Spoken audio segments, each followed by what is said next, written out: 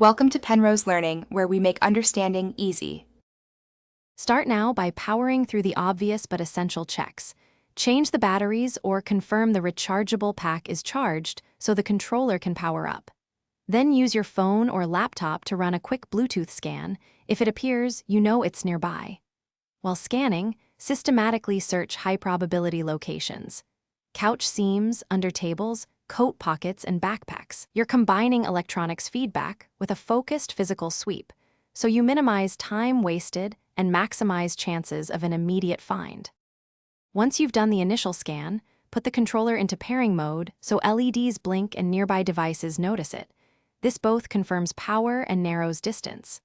Next, check your Xbox console or the Xbox mobile app for recently paired devices. Attempt a repair to prompt visible LEDs or input response so you can track it by sight or sound. While attempting connection, use a flashlight to look into dark crevices. Small LED reflections or a faint mechanical rattle will point you to its hiding place. Finish with a calm, methodical sweep. Divide the room into grid sections and retrace what you were doing when you last used the controller so you don't miss pockets or bags.